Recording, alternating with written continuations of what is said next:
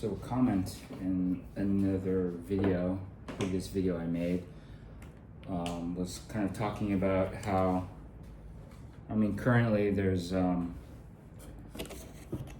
currently a lot of entry-level positions in easily automated industries like tech and graphic design are all kind of disappearing. So there's this, for entry-level jobs and for graduates, there's obviously a struggle. But then someone mentioned that even when it comes to kind of like more entry-level like work that requires physical labor, like housekeeping, as you know, those kinds of things could easily be or headed in the direction of automation, and even trade practices like maybe more basic electrician jobs or even construction jobs could be replaced by automation and 3D printing technology for the more laborious parts or physically demanding parts of building a house or a structure.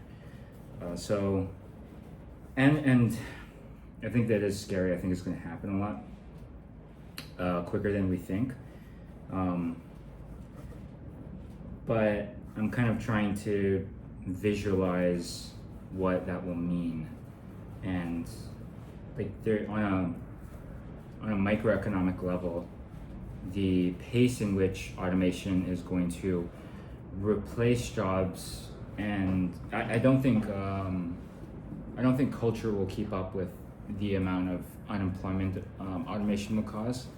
And what I mean by that is, I think it's a positive thing that a lot of these certain types of job positions will be automated, because that means it'll probably cost a lot less.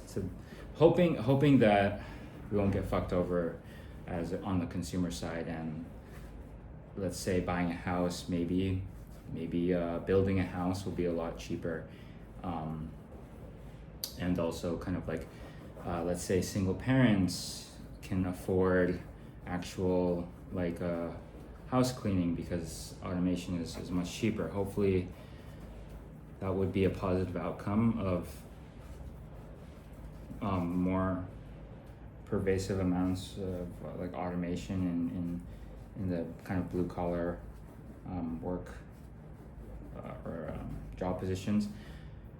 But going back to what I mean, where I don't think culture is necessarily going to keep up with the unemployment, which means like there's going to be a mass amount of people losing jobs in the next however many decades, because automation is obviously taking their jobs, and then that sounds like a bad thing, but then you kind of think, oh, like what are these people going to do? Like they have to contribute to society somehow, and obviously the labor industry, like the blue collar kind of labor industry, it doesn't have as much of a need for these, or won't have any need at all for this level of work. So you have just a mass amount of people that either used to work in that position or had no other life choice except for to really work a job that was kind of an entry level like blue collar work, or even high skilled labor, like any trades work. You're gonna have a lot of these people that need jobs, and it's gonna happen even, and like I talked about before, it's already happening in like white collar jobs. White collar jobs are being automated, so no one's safe really. So what is that going to look like for the future? There's just going to be a bunch of people sitting around, kind of like Wall-E situation. Probably, yeah. I think we'll probably see like a really high percentage and spike of unemployment, but eventually culture has to keep up, and there's going to be perhaps a pursuit. I guess the bar is going to be raised on what these previously automated, so like these automations are replacing certain jobs at certain levels. It obviously can't replace an entire, and you can't just automate an industry. You have to have hierarchies and hierarchies of skill, and so automation will quickly take over more easily fulfillable types of positions, but maybe that will open up opportunity for those that were previously unemployed to perhaps, like, the new pursuit will be a higher bar, so maybe it will create a new type of higher skilled opportunity. I think historically that was the case when the Industrial Revolution happened. A lot of highly menial labor was replaced by automation, and I think a lot of that work was probably pretty demanding on the body and quite dangerous. So on a historical scale, there was a benefit to replacing those types of jobs. It's on an individual level, we don't have to put our lives at risk. Like, if we were, cranes can now pick up very heavy steel beams, and they can, like, a construction of skyscrapers don't have to be done by a bunch of dudes with no harnesses, just kind of walking around, balancing on I-beams on the top floor. I think for the most part that it's good that those kinds of positions are being replaced. But I think that's inevitable. I don't know if that's really anything new, but I'm kind of thinking more from the because I'm in the arts, I'm thinking more from the cultural side. With this kind of mass employment that seems somewhat inevitable in the next decade, there's an opportunity for these people to kind of, this whole horde of a new generation of unemployed people, to maybe there will be some time to think more about personal priorities and other industries that maybe weren't so emphasized or stressed. And I kind of already made like a really small, quick video about this, but a key term in my mind is like, I keep thinking about like this term, the analog renaissance. Like, I'm not, I never studied macro or microeconomics, never studied political science, so I don't know the realities of the suffering of the people, and I think at a microeconomic level there is going to be an incredible amount of suffering, and that's going to be terrible. I'm just trying to keep a positive mindset as an artist, also working and struggling to keep my passion alive.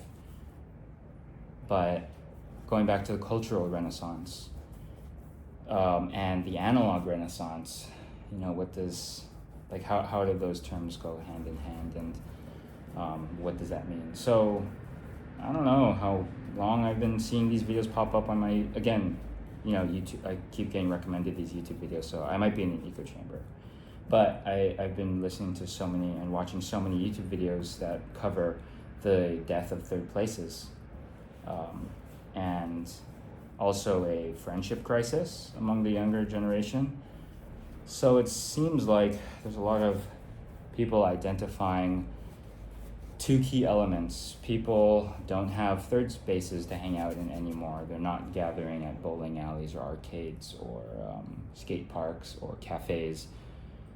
And not because there's not third spaces, but maybe it's also caused by the quote unquote friendship apocalypse going on with the youth, and how no one's really, they feel so demotivated, and now everyone kind of wants to just be a homebody, and maybe that is the reason why third spaces don't feel as significant as a foundation to our social culture anymore.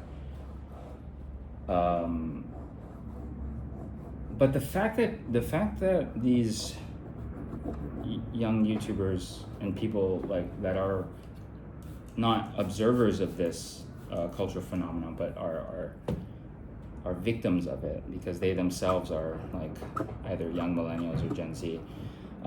There's obviously like this demand to return to a certain kind of analog nostalgia. Is the best way I can really put it. Like, like people want to do things in person again, and they're not necessarily encouraged. They don't have the gumption to push themselves to do it and solve this problem for themselves. But at least they're taking the first step of identifying some sort of fault in the kind of social system or the social culture that is a result of whatever kind of variable, whether AI is causing this loneliness epidemic or COVID kind of raised a generation in a weird socially traumatic era of like Discord calls and social distance hanging out sessions. But regardless, I do think there is a whole group of people that probably want to return to these third spaces. And now that also like the comment in my previous video mentioned that like most content on all social media platforms is going to be either 100% AI generated, or like a very high percentage of the video is AI generated content, which I do not disagree with at all. So like people are going to either everyone just folds and they're like, this is it, like we're just going to consume humanless content, and that's just going to be the state of social media, which is only going to separate people even more. But or you know, if we're not content with it and people actually are like, oh, this is not good for us to just consume content that is 100% AI generated all the time, like all YouTube shorts and TikToks and Instagram reels, like that cannot be healthy culturally or socially or emotionally or psychologically or even physically, because then we're just going to have these like For You pages that are like generated just purely for the individual, not even for like a niche group. So there probably is going to reach a point where like people that are doom scrolling are just going to get absolutely so sick of the content they're seeing that they need to get the fuck outside, and they need to see a friend or make friends, or they need to get off of Spotify because all of the top artists that are being pushed to their Discover playlist or their AI DJ, Spotify DJ, like it's all going to be AI musicians. And there's got to be a point where people probably get sick of that, and they're just, the only real answer is like go see a garage band perform, or go to like your local DJ set at the like after hours of a cafe. You know, those experiences will be the last to be automated, hopefully. So the analog renaissance. Right now, I think AI generated content is tolerable because no one has an alternative. Like, we doom scroll and we see like AI Yeti vlogs, and maybe most people are like, oh, this is weird, I don't like this. but I'm gonna doom scroll anyway. Or maybe they see like a video, an AI generated video of like glass fruit being cut, and maybe most people are like, oh, this is kind of weird, I don't like this, but I'm gonna keep doom scrolling. That's kind of, people are tolerating it right now. They're obviously identifying like it's not the most intellectual, or like not the most like socially stimulating, or like I don't know what to call it, like emotionally stimulating content out there. But I think people are still tolerating it. But I think there is going to reach a point in which no one can tolerate that anymore, and that's going to be great, because then it'll launch that concept of mine, the analog renaissance, and everyone's going to, maybe they'll go to galleries, maybe they'll see art in person, and that would be great, and they will go and listen to live music,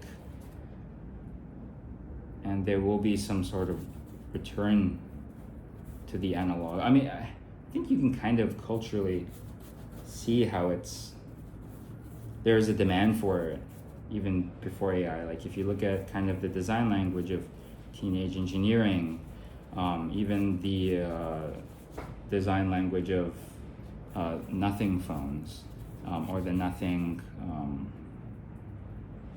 the new headphones that came out. Like there is this very, how would I call it? Like almost like retro futurism of how, like this analog retro futurism, or even if you like think about Dune, how in Dune, in the Dune universe, the lore is that like AI, like the singularity happened, and so like humanity can't trust that anymore, so like all of their computers and stuff are like all like performed like by like mentats that consume spice. So going on a tangent, I just think there's this hunger for the analog, and I, as a painter, as someone that makes like physical art, like I probably, I'm pretty bad at digital design. Even like on a technical level, I don't think I could do digital art very well. So I'm actually all for it, you know, like I hope it creates this new demand, because with new demand, then there'll be reason to provide supply. So in this scenario in my mind, where in 10 years garage bands are now a thing, and like people want to see art in person or buy art in person, if there's more consumers, then more people can find job opportunities. So going back to the reason why I recorded this video is like, what are these people, unemployed people, going to do? Or what is the next generation that seems like they will be entering a world in which unemployment is at its all-time highest? Like, what are they going to do? So if in the best case scenario, and this analog renaissance does happen, then there's going to be this new demand. There's new job opportunity for artists and creatives, people that can provide these analog experience for the people. The people want to consume culture on a physical level again, an in-person human level. And the more the general population needs that, the more opportunity it'll create for, or the more it'll create, I guess, a cultural space to incentivize creatives to start from an early age. So if you can see this renaissance of people returning to third spaces, wanting to do these in-person things, wanting to see art in person instead of by Instagram, then like kids can grow up seeing it, seeing that this is a life that they could carve for themselves when it's time to graduate or time to get a job. And that's kind of a beautiful future, but it's going to have to kind of like perfectly balance with the kind of mass unemployment that's inevitable. So although I don't think culturally we'll catch up, I think there is somewhat of an inevitability that an analog renaissance follows this mass unemployment crisis. Because it'll take generations to change the social perceptions of certain jobs. So even though in 5 years, like it's just borderline impossible to get any junior positions as whatever type of like fresh engineering undergrad or like software or graphic design or graduating from film school. Like if all of these entry-level positions are gone, they're like the society that they grew up in, which is like, let's say like the 2010s or even the 2020s, they were raised by parents that still hold the same kind of 90s value, or I guess millennials value, where you need like this utilitarian STEM job, and that's still like in the back of their mind, like this seems like the most stable and highest like work-life balance career path. But if you look at the reality of the job market in this like hypothetical 2030 era that I'm kind of creating a hypothetical around, statistically, if really that's not an easy, like these STEM fields aren't easy to enter, then culturally you have to incentivize these kids and these children to maybe focus their passions on something else young, you know.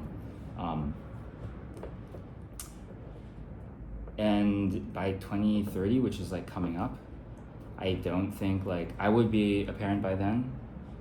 So me thinking about all of people that belong to my generation, like I don't think they'll culturally just shift as like the times change. Like people are stubborn, and as you get older, your values are less pliable. So it'll take a bit more time. There's going to be lag. So it's kind of like I'm going to have to see, I guess, the next 10 to 15 years of cultural lag. And so this analog renaissance that I'm talking about, and its beneficial outcome, which is the greater cultural incentive to enter one of these creative fields, I don't think it'll have like any sort of social footing until like everyone has returned to the joys of third spaces and the joys of like analog cultural in-person experiences. And it's kind of hard to imagine that right now because doom scrolling and it is just too much of a problem. And there's really like, I see a lot of videos discussing how it's so psychologically damaging, but there's no solution other than like telling people to touch grass and go hike. Most people won't because they don't like being outside, or they enjoy being outside, but they're not going to make the effort to be outside because it's too much effort. Because there's not enough like societal pressure from the friends, people in friend groups that are incredibly active, doing like things in person or outdoors, like it creates this sense of FOMO, and that social pressure is a great incentive to get their other friends out. But most people don't have that. So all these videos kind of saying like doom scrolling is bad, but what are we going to do about it? there's no like cultural solution to it. It only happens, it only can be promoted on an individual scale of just like, just get off your phone and go outside. If people enjoyed being outside, they would like be doing it already. But the average person just doesn't have anything escapist or enjoyable that's not doom scrolling. So this analog renaissance will only happen on a mass cultural level if it becomes this trend and everyone doesn't want to miss out. So it can actually create a certain kind of like social pressure to get off your phone. So I wonder how the next generation and the current younger generation is going to struggle with this inevitable mass employment, and how we're going to see our perceptions of labor shift. Like the guy that commented, or the person that commented on my other video mentioned, there is going to be just like some unfathomable shift in our perceptions of labor and what labor will look like.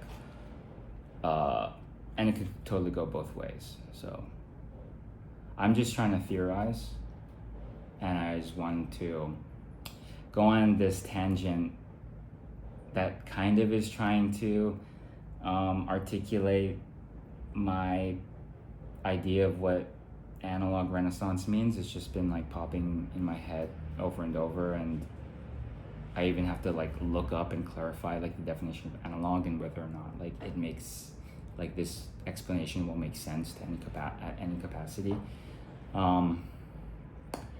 Yeah, well, I hope that makes sense, kind of. Or if my like line of logic can be kind of followed without being muddied by how tangential this explanation was. But really at the end of the day, I'm hopeful still. I'm like very hopeful.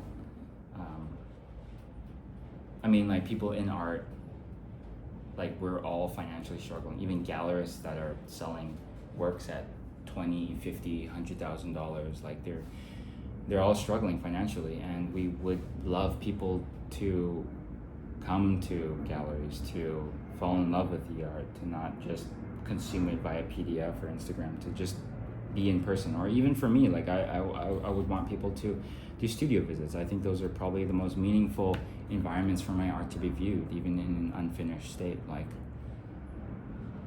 there's so much demand on the creative side. Like from my point of view, I want more people to show up, and it'll help their psyche, and it also help me, my sense of social security as well, but financially, like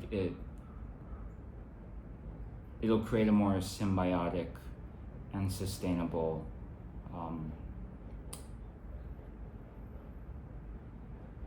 community that surrounds commerce, as well. Like art is commerce at the end of the day. So yeah, this whole shift in what labor is and what's going to be replaced, and what kind of cultural commercial goods are going to be consumed. Like are people going to start subscribing to AI generated Twitch streamers? I don't know. That goes back to like for the cultural commerce industry, like how is it going to affect us on like an existential level, not even just like a level of aestheticism, like saying something AI is slop. Like maybe my perception is wrong and people don't actually give a fuck if artwork is human made or not. They just like to complain and everyone's a troll. But like at the end of the day, like if there are a bunch of AI generated VTubers will still watch them. I don't know. That to me sounds apocalyptic, but I'm still hopeful. So.